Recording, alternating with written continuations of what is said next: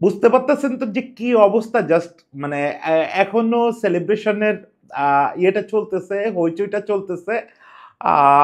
মানে এই মুহূর্তে আমার মনে হয় না যে কন্টেন্ট করার মতো অবস্থায় আমার থাকা উচিত, বা আপনাদেরও শোনার অবস্থায় থাকা উচিত। আসলে সবাই রাস্তায় নেমে গিয়ে উল্লাস করা উচিত। আমার কাছে মনে হচ্ছে যে গত দীর্ঘকাল ধরে আমাদের ফুটবল যে এরকম একটা মোমেন্টের জন্য ওয়েট করতেছিল, দিস ইজ দ্য মোমেন্ট। আমরা গত প্রায় ১ বছর ধরে এই হামজারা দেশে ফেরার পরে হামজারা চেষ্টা চালা যাচ্ছে। একটার পরে একটা চেষ্টা চালা যাচ্ছে। বারবার যেটা বলি যে একটু যদি আমরা ব্লান্ডার গুলো না করতাম, আজকে এশিয়ান কাপ বাছাই পর্বে আমরা গ্রুপ লিডার থাকতাম। সেগুলো সব গেছে, সব গেছে। আজকে যে জায়গাটায় আমরা দাঁড়ায় আছি মনে হয়েছিল যে ওয়ার্ল্ড কাপ ফাইনাল খেলতে নামছি। সেই ম্যাচটায় আসলে আমাদের বাংলাদেশ টিম তার রূপটা দেখালো, ক্যারেক্টারটা শো করলো। যেটা আমরা শুরু থেকে বলে আসতেছি যে হামজারে একা খেললে হবে না। হামজা নিজেও বহুবার বলছে যে কোনো মানুষ একা খেলে কখনো ফুটবলে আল্টিমেট রেজাল্ট এনে দিতে পারে না। আজকে দু একজন ব্যতিক্রম বাদ দিলে আজকে সম্ভবত পুরো টিম প্রথমবারের মতো ফিল করছে যে হামজাদের সবার পাশে দাঁড়াইতে হবে। এবং খুব ইন্টারেস্টিংলি আজকের ম্যাচে সেরা পারফর্মার কিন্তু হামজাকে ছাপায় সম্ভবত আমাদের রাকিবকে ডিক্লেয়ার করতে হবে। খুব ক্রুশিয়াল ফাইট হবে দুজনের মধ্যে যে কে আসলে সেরা পারফর্মার। যাই হোক, কে সেরা পারফর্মার সেসব বিবেচনা আপনাদের হাতে। আমি একটু বলি যে আমি কেমন দেখলাম ম্যাচটা। যদিও তাতে কিছু যায় আসে না, আপনারা আমার চেয়ে ভালো ছাড়া খারাপ দেখেন নাই, তারপরেও একটু বলি। দেখেন মানে এই যে বললাম যে হামজারে ছাপায় গেছে রাকিব। আমি আজকে খেলা দেখতে আমার মনে হচ্ছিল যে হামজা আসলে এই যে অতিমানবীয় খেলাটা খেলতেছে ইন্ডিয়ার বিপক্ষে ম্যাচ থেকে, তার অভিষেক ম্যাচ থেকে শুরু করে আজকের ম্যাচে, এটা তো একটা চক্র পূরণের মতো হলো না? এই ইন্ডিয়ার বিপক্ষে গৌহাটিতে তার অভিষেক হলো। ওই ম্যাচটা আমরা জিততে পারতাম। ওই ম্যাচটা অনেক চান্স পাইছি। তারপর থেকে হতাশার মধ্যে থাকছি। আমরা শুধু দেখছি কি হামজার একক পারফরম্যান্স। সঙ্গে কখনো একটু সমিত সোম, কখনো একটু ফাহমিদুল, কখনো এও একটু পারফরমেন্স। লাস্ট নেপালের বিপক্ষে একটা ম্যাচ দেখলাম, সেটা আমি এখনো বলি, এটা অতি উত্তেজনায় বলতেছি না, এখনো বলি সম্ভবত গ্লোবাল স্টেজেও আপনি খুব বেশি ওয়ান ম্যান শো এরকম দেখেন নাই। খুব বেশি ওয়ান ম্যান শো দেখেন নাই। যে লোকটা আপনার সিবির রোল প্লে করতেছে সেই লোকটাই আপনার ওই দিনে সেরা স্ট্রাইকার। দুইটা সম্ভবত ইতিহাসে থাকার মতো দুইটা গোল একই ম্যাচে করছে। একটা বাইসাইকেল কিক, একটা পানেনকা পেনাল্টি। এরপরে আর বলা লাগে না যে ওই ম্যাচে সে কি করছে। কিন্তু কারো কাছ থেকে সাপোর্ট পায় নাই। ফলে কি হয়েছে, আমরা ওই ম্যাচেও ড্র নিয়ে মাঠ ছাড়ছি। এবং এই প্রত্যেকটা ম্যাচে একটা জিনিস খুব ওভারশ্যাডোড হয়ে গেছে, সেটা হচ্ছে রাকিবের পারফরম্যান্স। শুধু নেপাল ম্যাচটা যদি বাদ দেই, নেপাল ম্যাচে রাকিবের পারফরম্যান্স একেবারেই আমার চোখে পড়ে নাই। আমার এরকমও সন্দেহ হয়েছে যে ও কি আদৌ ওই ম্যাচে খেলছে? ওই ম্যাচটা বাদ দিলে আপনি হংকংয়ের বিপক্ষে ম্যাচটা যদি দেখেন বা ইন্ডিয়ার বিপক্ষে আগের রাউন্ডের ম্যাচটা যদি দেখেন, প্রত্যেকটা ম্যাচে রাকিব ওয়াজ ব্রিলিয়ান্ট। সেখানে মুশকিলটা কি ছিল? যে হামজা আর রাকিব জুটি করে তো ম্যাচ জিতাইতে পারবে না। দুজন প্লেয়িং পজিশন এত ডিফারেন্ট যে ওরা দুইজন, এটা যদি এমন হতো যে রাকিব সমেত জুটি করে ম্যাচ জেতানোর চেষ্টা করতেছে তাহলে হয়তো বেরোতে পারে। কিন্তু রাকিব ডিফারেন্টলি অসাধারণ খেলছে, হামজা তো হামজাই। আজকে যেটা হয়েছে প্রত্যেকে ওই সাপোর্টটা পাইছে। আজকে রাকিব সম্ভবত ওর ক্যারিয়ার, আমি তো আর পুরাটা জানি না। আমি ওই যে আপনাদের সবসময় যেটা বলি যে এই কদিন হলো সিরিয়াসলি ফলো করতেছি বাংলাদেশের খেলা। ফলে রাকিবের যদি বলি ক্যারিয়ারের সেরা খেলা তাহলে হয়তো কেউ আপত্তি করবেন, কিন্তু আমার মনে হয় না যে এর চেয়ে ভালো খেলা কি খেলছে আদৌ এই ছেলেটা। অবিশ্বাস্য, অবিশ্বাস্য, অবিশ্বাস্য, অবিশ্বাস্য বললেও কম বলা হয়। বারবার নিজেদের গোলপোস্টের সামনে গিয়ে সে বল নিচ্ছে, কখনো হামজার কাছ থেকে, কখনো তারে মোরসালিনী বল দিচ্ছে, দেওয়ার পরে রাকিব যে দৌড়টা দিচ্ছে, কখনো ডান সাইড থেকে কখনো বাম সাইড থেকে। দেখেন যে গোলটা করলো সেটাতে সে বাম সাইড থেকে ঢুকছে। মোরসালিনের কাছ থেকে বল নিচ্ছে, মাঝমাঠ থেকে নিয়ে বাম সাইড থেকে ঢুকে ক্রস করছে। ও মুরসালিন ভাই রে ভাই! এটা কি নাটমেগ ছিল? আমি পরিষ্কার নাটমেগ হয় নাই। কিন্তু অসাধারণ finishing. One touch just finish. অবশ্যই মুরসালিনের কৃতিত্ব আছে কিন্তু মূল ব্যাপারটা রাকিব। এরপরে কয়েক সেকেন্ডের মধ্যে মনে হয় সে আবার ডান সাইড থেকে একটা অ্যাটাক করছে। হ্যাঁ, পরে সে কয়েকটা ক্রস করছে যেগুলো হয়তো আরেকটু সুন্দর ক্রস হলে গোলের চান্স তৈরি হতো। এইখানে মানে নেগেটিভ কথা আজকে বলতে চাই না, এরকম একটা উৎসবের দিন। আ আ একটা পাশ থেকে যখন রাকিব তো একটা না দুইটা পাশ থেকেই অ্যাটাক করতেছে, কিন্তু ওই সময়টায় লেফট সাইডটারে একদম কারা করে রাখছে ফাহমিদুল ছেলেটা, না সরি ফাহিম ছেলেটা। ফাহমিদুল থাকলে তো এই কথা বলতেই হতো না। রাকিব যেভাবে বারবার ঢুকতেছিল, রাকিব যদি একটু দেখতো যে ফাহিম বক্সের আশেপাশে আসতেছে বা কেউ একজন বক্সের আশেপাশে আসতেছে, বক্সের ওপরে থাকতেছে, তাহলে রাকিব নিশ্চয়ই বক্সের ওপরে দিত বলগুলো। বারবার রাকিবকে যেটা করতে হয়েছে, ওখান থেকে আসলে সে শুট করছে, শুটটা কিপারের হাতে চলে গেছে। তা না তো ফার্স্ট হাফেই আমাদের লিড 3-0 হয়ে যায়।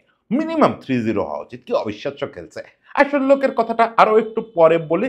রাকিবের সঙ্গে মুরসালিনের কথা বললাম, খুব সুন্দর লাগছে। ইভেন যে সোহেলরে আমি বলছি যে সোহেলের মানে আমি মাঠে আজকে 11-এ দেখতে চাই নাই। সোহেল তার যে কাজ মিডফিল্ডে সেটা খুব ভালো করতে পারছে, এটা আমি বলব না। কিন্তু আজকে কয়েকটা বার সে দারুণ ট্যাকেল করছে। দারুণ বল উইন করছে। উইনিং মেন্টালিটিটা আমার কাছে সোহেলের ভাল লাগছে। যে সে যেকোনো মূল্যে বলটা উইন করতে চায়, এবং বিশেষ করে ডাইং মোমেন্টে। আমরা তো গত সবগুলো ম্যাচ মরলাম আসলে ডাইং মোমেন্টে। ডাইং মোমেন্ট, ডাইং শব্দটা বোধহয় আমাদের জন্য আবিষ্কার করা হয়েছে। যে ডাইং মোমেন্টে বাংলাদেশ মরবে। ওই মরাটা ঠেকানোর জন্য আজকে সোহেলের তৎপরতাটা ভাল লাগছে। তপু বর্মন যথেষ্ট ভালো ছিল। যদিও রেকলেস খেলছে, এটা ইন্টারন্যাশনাল ম্যাচ হলে ওরা অন্তত ৩টা লাল কার্ড খেত, আমরাও একটা খেয়ে বসতে পারতাম তপুর কারণে। ও আজকে যে রেফারিং কি জঘন্য হয়েছে, ভারত থাকলে হয়তো এই লোক বেঁচে ফিরত না। মানে কথায় কথায় ইন্ডিয়ানদের লাল কার্ড খাওয়া উচিত ছিল। কি জঘন্য সব ফাউল করছে। হ্যান্ডবল তাই পর্যন্ত আমরা পাই নাই। নিশ্চিত পেনাল্টি পাইতাম শেষ দিকে একটা অ্যাটাকে। যাই হোক, সেসব আফসোস করি না। আজকে তো আর আফসোস করার দিন না। আজকে ওই যে পারফরমেন্সের কথা বলি, পারফরমেন্সের কথা বলতে গেলে তো সেই একজনের কথা বলতেই হয়। ওটা সবার শেষের জন্য জমায়ে রাখছি। তার কথা অবশ্যই বলবো, আমাদের হামজা চৌধুরী। তার আগে একটু সমিতের কথা বলি। সমিতের পারফরমেন্সটা হয়তো আপনাদের অত বেশি চোখে লাগে নাই। এটা খানিকটা পজিশনের জন্য। সমিত কিন্তু আজকে মানে একেবারে ট্র্যাডিশনাল নাম্বার 10 হিসাবে খেলে নাই। সে অ্যাকচুয়ালি তার ক্লাবের পজিশনে চলে আসছে। মানে অনেক বেশি কি বলে traditional midfielder, traditional creative midfielder বা অ্যাটাকিং মিডফিল্ডার না। ফলে সে আসলে রাকিবের যোগানদাতা হয়ে গেছিল, এবং সে কাজটা সে দারুণ করছে। আবার যখন বল উইন করার, সবচেয়ে বড় কথা সমিতের যেটা খুব ভালো লাগছে সেটা হচ্ছে যে প্রেসিং মেন্টালিটি। মানে আমি আমার কলিগদের সঙ্গে কথা বলতেছিলাম যে ১ জন ২ জন যখন মানে আমাদের বাংলাদেশি প্রেসিং চিরকাল দেখে আসছি কি, যে যখনই ওরা অ্যাটাকের চেষ্টা করবে আমরা সবাই চলে যাব, পারলে আমাদের বক্সের ওপাশে, আমাদের গোলপোস্টের ওপাশে। একজন স্ট্রাইকার বা একজন উইঙ্গার, ২ জন হয়তো একটু প্রেস করার চেষ্টা করবে। কোনো কাজ হয় না। ওই প্রেস অযথা, শুধু এনার্জি নষ্ট হয়। আজকে যেটা দেখছি যে সমিত এবং তার যে পুরো বাহিনী, অ্যাটাকিং বাহিনী, এভরিবডি ওয়াজ প্রেসিং। যে কারণে ইন্ডিয়া খেলতেই পারে নাই।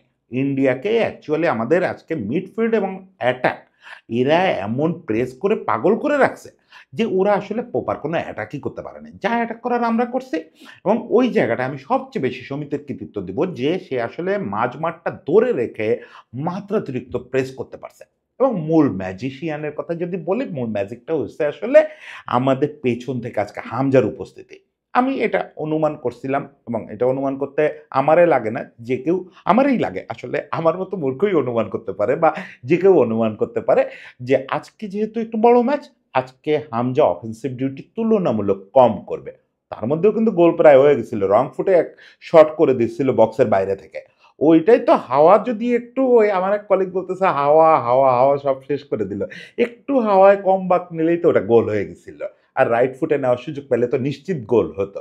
তারপরেও হামজা আজকে মূলত ডিফেন্সিভ ডিউটি করছে। সেটা কেমন?